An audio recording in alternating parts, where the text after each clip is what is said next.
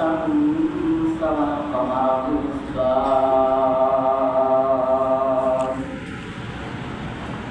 وفضل زمانا على زمان كما فضل مكانا على مكان وإن أحسانا على كل إحسان ونشهد أن لا إله إلا الله ونشهد أن محمدا عبده ورسوله اللهم صل على محمد وعلى آل محمد كما صليت على إبراهيم وعلى آل إبراهيم إنك حميد مجيد اللهم بارك على محمد وعلى آل محمد كما باركت على إبراهيم وعلى آل إبراهيم إنك حميد مجيد أما بعد فأعوذ بالله من الشيطان الرجيم সকলে জবান করে একসঙ্গে পড়ি বিসমিল্লাহির রহমানির রহিম ওয়াল আসর ইন্নাল ইনসানা লাফি খুসর ইল্লাল্লাযীনা আমানু ওয়া আমিলুস সালিহাতি ওয়া তাওয়াসাউ বিল হক وتواصوا بالصبر قال رسول الله صلى الله عليه وسلم إنما الأعمال بالنيات إنما لكل ما نوى فمن كانت هجرته إلى الله ورسوله ومن كانت هجرته يصيبها ويكرهها قال رسول الله صلى الله عليه وسلم الدعاء مقبول وقال عليه الصلاة والسلام أحب البلاد إلى الله مساجدها وأبغض البلاد إلى الله أسواقها صدق الله العظيم وصدق رسوله النبي الكريم সকল মুসলিয়ানে کرام আমার অন্তরের স্থল থেকে সকলকে জানাই সালাম আসসালামু আলাইকুম ওয়া রাহমাতুল্লাহি ওয়া বারাকাতুহু আল্লাহ সুবহানাহু ওয়া তাআলার দরবারে লাখো কোটি শুকরিয়া যিনি আপনাকে আমাকে অসংখ্য বিপদগ্রস্ত স্থান থেকে পরিত্রাণ আনিয়ে সুস্থতার সঙ্গে ইবাদত করার জন্য সুযোগ দান করেছেন। এই জন্য আমরা স্থল থেকে একবার শুকরিয়া জানাই সকলে বলে আলহামদুলিল্লাহ। আল্লাহ পাক রব্বুল আলামিন হাজারো যুবক বৃদ্ধ বিভিন্ন ঝামেলায় পড়ে রয়েছেন, যারা এখনো মসজিদটাকে হইতে পারে নাই। এমন যুবক ভাই রয়েছে বিছানায় এখনো শোয়া, মসজিদে আসবে ইবাদত করবে, আল্লাহ পাক রব্বুল আলামিন তৌফিক দেন নাই বিধায় এখনো মসজিদমুখী হইতে পারে নাই। আপনাকে আমাকে ভালোবেসেছেন, পছন্দ করেছেন, এই জন্য আপনি আমি মসজিদে আগমন হইতে পেরেছি। এর যাদের জন্য স্থল থেকে শুকরিয়া জানাবো, সকলে জোরে জোরে আওয়াজ দিয়ে বলবো আলহামদুলিল্লাহ। সম্মানিত উপস্থিতি, আমি আপনাদের সম্মুখে পবিত্র কালামুল্লাহ শরীফের ছোট্ট একটা সূরা তেলাওয়াত করেছি, আসর সূরা। আল্লাহ পাক রব্বুল আলামিন এই সূরাটাকে কসম দিয়ে বলেছেন যে সময়ের কসম, চারটা জিনিস যার অন্তরের মধ্যে থাকবে, প্রকাশ এবং প্রসার করবে, সে দুনিয়ার বুকে ধন্য হিসেবে গণ্যিত হবে, পরকালে জান্নাতে যাওয়ার জন্য সে সুখময় জিন্দেগি পেয়ে যাবে। চারটা জিনিস এমন কি কাজ করলে আপনি আমি দুনিয়াতেও সুনাম ধর্ম মানে লাভটা অর্জন করতে পারবো, সরকারে গিয়েও আপনি আমি নাজাতে জড়িয়ে হয়ে যাব। এই চারটা জিনিস যদি আপনি আমি স্মরণতার মাঝে রেখে দিতে পারি, অন্তর দ্বারা বিশ্বাস ইকরার যদি আপনার আমার কন্ট্রোল থাকে, আর আপনি আমি যদি সেই কাজগুলো পঙ্খানুপঙ্খানুভাবে আদায় করি। দ্বিতীয় আয়াতের মধ্যে বলেন সমস্ত মানুষ ক্ষতিগ্রস্ত। এই আয়াতটা নাযিল করেছেন একমাত্র যারা এই চারটা জিনিসকে অবহেলিত মনে করবে। শেষের যে আয়াতটা রয়েছে, এই শেষের আয়াতকে যারা অপমাননা করে, তারা দুনিয়ার মাঝে বসবাস করলে একটা গাধা ব্যক্তি ভাবে সারাটা দিন শ্রম দেওয়ার পরে মূল্যহীন মনে হয়। দুনিয়ার মাঝে যত রুম রয়েছে, রুমের মধ্যে একটু আরাম আয়সের মধ্যে থাকার জন্য গরমের দিনে ফ্যানের প্রয়োজন, অন্ধকারে বাতির প্রয়োজন, আবার এমনও রয়েছে গরমের জন্য এসির প্রয়োজন। সব কিছু রুমের মধ্যে লাগাইলাম, কিন্তু যদি বিদ্যুৎ না থাকে সেভাবে সবগুলো অবহেলিত অনর্থক করে আসে। ঠিক এই সূরার শেষ অংশের চারটা জিনিস যদি আপনি আমি মান্য না করতে পারি, দ্বিতীয় একটা আল্লাহ পাক রব্বুল আলামিন বলেন তারা দুনিয়াতে অযথা বসবাস করবে, তাদেরকে কখনো কোনো কাজ হবে না। ইল্লাল্লাযীনা আমানু, সর্বপ্রথম ঈমান আনয়ন করতে হবে, ওয়া আমিলুস সালিহাতি, সালেহ করতে হবে। আসলে মুসলমানের ঘরে জন্মগ্রহণ করেছি, মুসলমান অবস্থায় রয়েছি, ঈমানকে খুব রাস্তায় বের হয়ে চলে গিয়েছে। আপনার আমার এই এত সুন্দর আল্লাহ পাক রব্বুল আলামিন দেহ মুবারক একখানা দান করেছেন। প্রত্যেকটা মানুষকে আল্লাহ পাক রব্বুল আলামিন যে সুরত দান করে নিজেকে পছন্দনীয় মনে করেছেন, সেই সুরত দিয়ে প্রত্যেকটা ব্যক্তিকে আল্লাহ পাক রব্বুল আলামিন সন্তানের সঙ্গে দুনিয়ার বুকে প্রেরণ করেছেন, পাঠিয়েছেন। কারণ যখন ছোট্টবেলায় একটা সন্তান নবজাতক হিসাবে দুনিয়াতে আগমন হয়, সেই বাচ্চার কোনো গুণাখাতা থাকে না। ইসলামের যে নিয়ম নীতিমালা রয়েছে, সেই শরীয়ত নীতিমালা অনুযায়ী সে হলো নিষ্পাপ। আপনি আমি নিষ্পাপ হয়ে দুনিয়ার বুকে এসেছি, কিন্তু আসার পরে আপনার আমার কর্মকাণ্ড, আপনার আমার কাজকামগুলো, আপনার আমার নৈতিকতা, আপনার আমার দায়িত্ব কি ছিল, এটাই আপনি আমি প্রমাণভাবে যাচাই বাছাই করতে পারি নাই। আপনি আমি সেই অবহেলিত রাস্তায় করে রয়েছি। সর্বপ্রথম এই চারটি কাজের মধ্যে সর্বপ্রথম এক নাম্বার কাজ হলো ঈমান ওয়ালা হওয়া।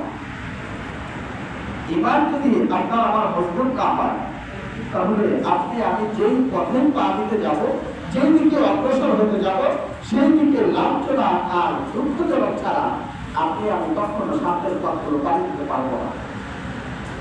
আসলে আপনি আমি মুসলমানের ঘরে জন্মগ্রহণ করেছি, মুসলমান অবস্থায় রয়েছি, মৃত্যুর সময়ও আপনার আমার জন্য মাইকের মধ্যে এলানো হয়ে যাবে, জানাজা হবে, কবরে শোয়াবে, সব লোক চলে আসবে ফিরিয়ে আপনাকে আমাকে রেখে।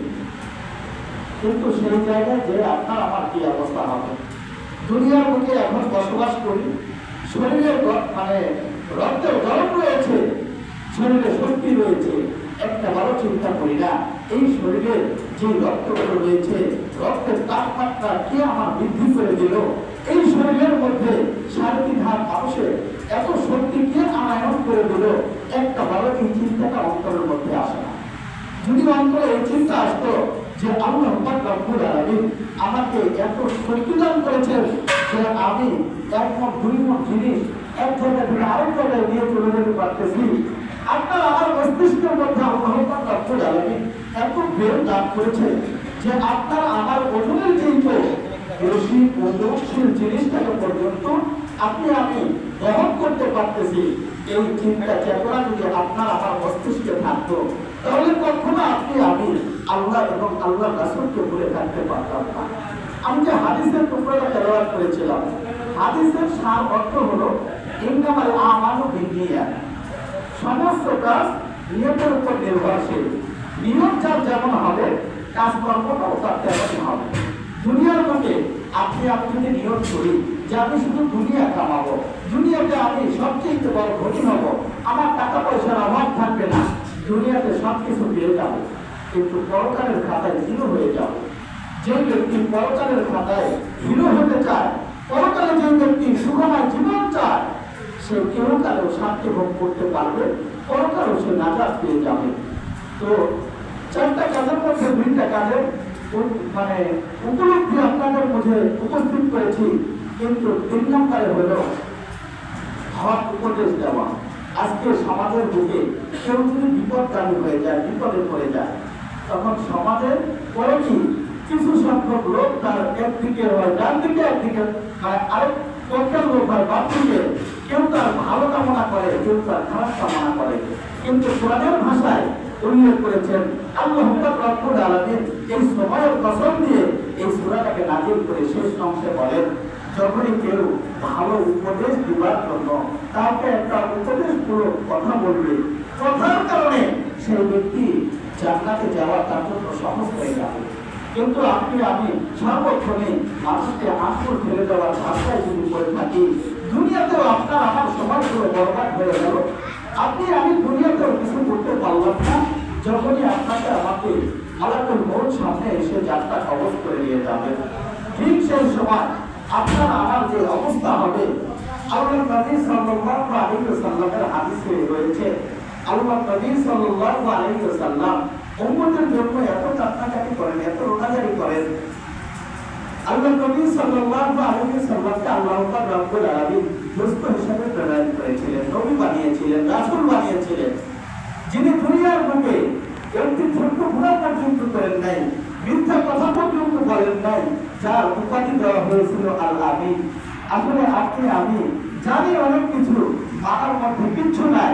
যখনই কোনো ব্যক্তি জানতে জানতে আসমান পর্যন্ত জানে ফেলবে, কিন্তু মানার সময় যদি একতলার ছাদেই না পৌঁছতে পারে, সে আসমান পর্যন্ত জ্ঞান অর্জন করে কোনো লাভ হবে না। লাভ তখনই হবে যখন সে এক দিনটা জেনেছে, তখন সে আমল করেছে, এক হাত জেনেছে, এক হাত অনুযায়ী আমল করেছে। যে ব্যক্তি জানা সত্ত্বেও আমলে পরিণত করতে পারলো, সে দুনিয়াতেও সাকসেস, মৃত্যুর পরেও তার জন্য জান্নাত ওয়াজিব হয়ে যাবে। সুবহানাল্লাহ। আল্লাহ নবী সাল্লাল্লাহু আলাইহি ওয়াসাল্লামকে কাফের বেঈমান মুশরিকের দলেরা পর্যন্ত আল আমিন বলে ডাকতো, যে তিনি একজন সত্যবাদী।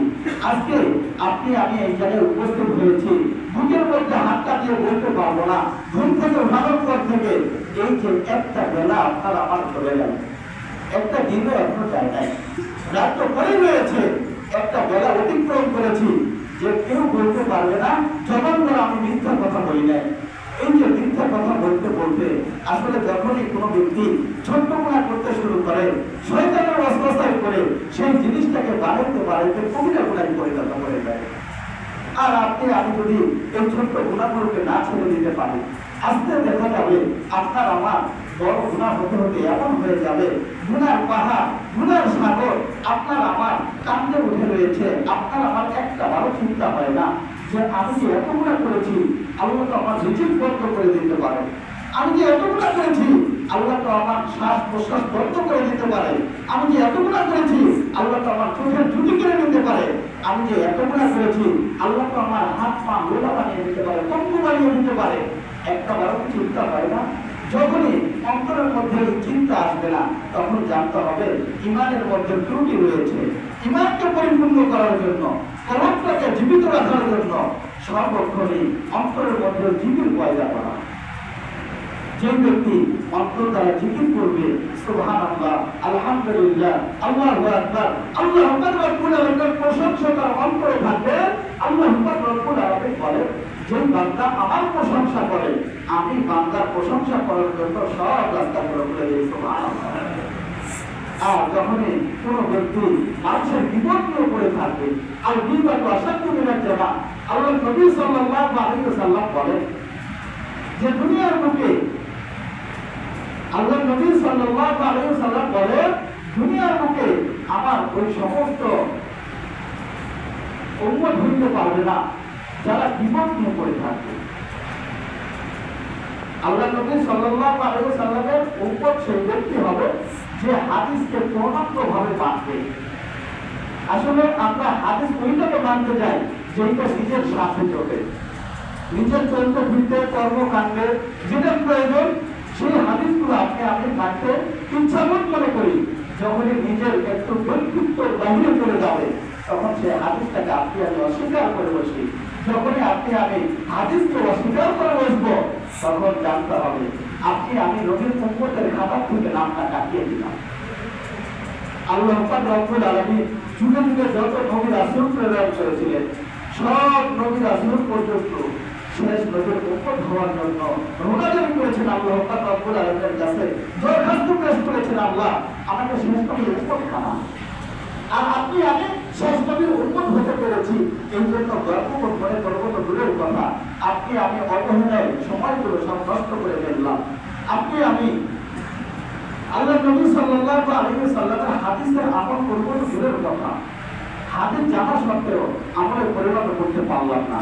যখনই আপনি আমি হাদিসের আমল করতে পারলাম না ঠিক কিছুক্ষণ পরে হাদিসের বিপরীত শব্দটা আপনার আমার কলমে এসে পৌঁছে যাবে।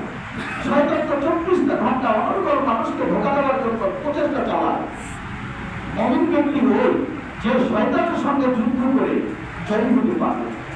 শয়তান সর্বক্ষণে ওয়াসওয়াসা দিবে যে যাতে করে ওই মানুষটাকে ওই ব্যক্তিটাকে খারাপ কাজের মধ্যে লিপ্ত করা যায়, ওই ব্যক্তিকে গুনার কাজে ধাবিত করা যায়। আর ঠিক আপনি আমি শয়তানের ওয়াসওয়াসায় পড়ে গিয়ে গুনার খাতায় নাম লিখিয়ে দিয়ে গুনার কাজে আরম্ভ শুরু করলাম, শুধু গুনার করতে শুরু করলাম। যখনই আপনার আমার গুনাহ কমবে না, গুনাহ কমানোর এক নম্বর রাস্তা হলো কলমের মধ্যে জিকির রাখা। আপনি আমি হাঁটতেছি, চলতেছি, ফিরতেছি, বসে রয়েছি, যে কোনো অবস্থায় রয়েছে আল্লাহ রব্বুল আলামিনের প্রশংসিত নামগুলো জিকির আদায় করা, ওযিফা পাঠ করা। আসলে এখন যারা নবজাতক যুবক রয়েছে তাদেরকে ওযিফার কথা বললে তারা বলতেই পারবে না।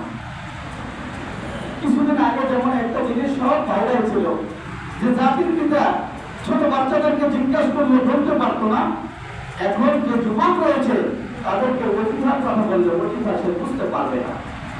ওযিফার সারমর্ম হলো জিকির। আপনার আমার অন্তরে কতটুকু পরিমাণ জিকির রয়েছে। আপনি আমি সারাটা দিনের মধ্যে এই দিনটা 24 ঘন্টায় কত গুনাহ কাজ করলাম, কত মিথ্যা কথা বললাম, কত মানুষকে ধোঁকা দিলাম, কিন্তু একটাবারও তওবা করলাম না, ইস্তেগফার করলাম না, জিকির করলাম না। আপনি আমি তো নিজের কলমটাকে পরিষ্কার করতে পারলাম।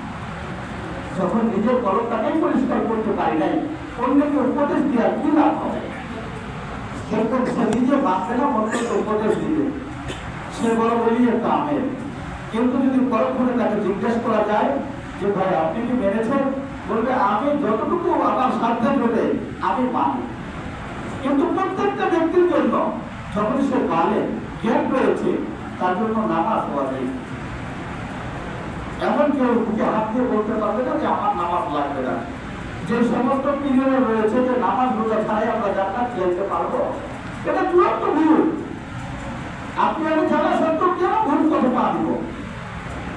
এই আস্তানাগুলো যদি দুনিয়ার বুকে থাকে সেই পাপের দায়ভারটাও আপনার আমার কাছে আসবে।